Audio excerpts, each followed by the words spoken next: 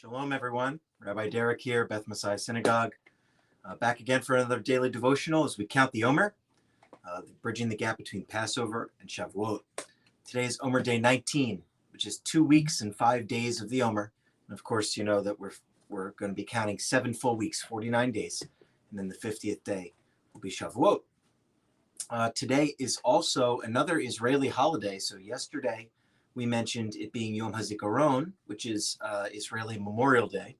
Today is Yom HaAtzmaut, which is Israeli Independence Day.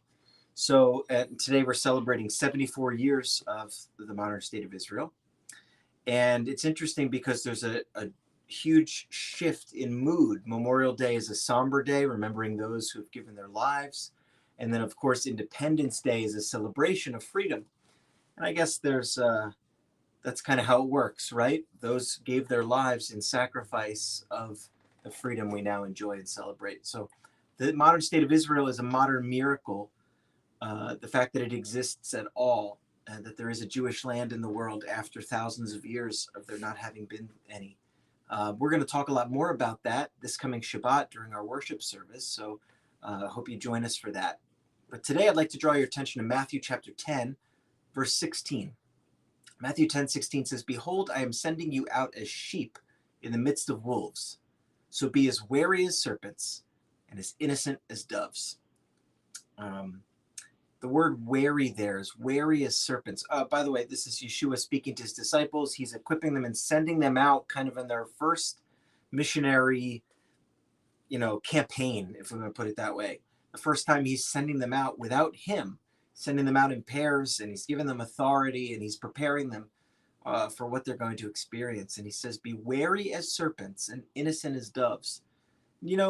Being wary, it's also translated in other translations, it's translated wise or shrewd. But he's talking about street smarts. He's saying, don't be naive.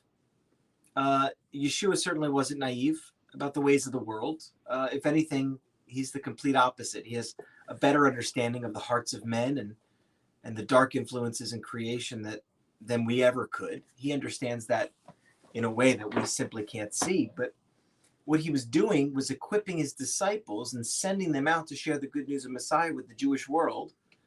As he said specifically, go to the lost sheep of Israel. Later, he was sending them out to the nations, the Gentile nations. But what he wanted them was to be aware of the dangers. He didn't want them to go out with some naive outlook, thinking that because they're being sent out by Yeshua, that they're just untouchable and they don't have to worry about what's happening around them. Just the opposite. He said, be as shrewd as serpents, because he himself was the same. He had street smarts. Following Yeshua does not guarantee a problem-free life, not even close.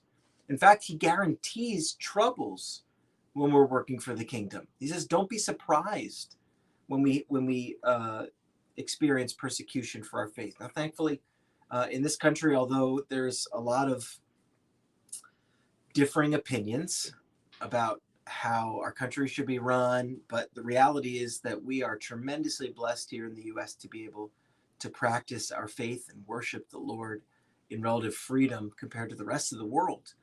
But we still have, maybe not on a huge national level or anything like that, but in our own individual lives, God is calling us not only to be innocent as doves, that's important, be innocent as doves, let your testimony be strong, let your conduct be right and fitting for the kingdom and representing Yeshua, but at the same time, don't be naive, be street smart. That's what he's saying. So even though he guarantees trouble as we work for the kingdom, he's also given us all the grace that we need along the way and every gift that we require in order to succeed, even street smarts. So I encourage you, get with the Lord. Talk to him about the areas of your life where you feel you need greater wisdom, or the areas of your life where you feel you need greater grace. Talk to him. He wants to bring that up. If it comes to mind, it's because he's brought it to your mind, and he wants you to talk about it with him. So I encourage you, take the time, talk to him. He wants to give you greater wisdom. He wants to make you shrewd as serpents and innocent as doves, so that we can adequately fulfill his calling for our lives, which is to bring the good news of Messiah to a lost and dying world. Be encouraged by that. We'll see you again tomorrow. Shalom.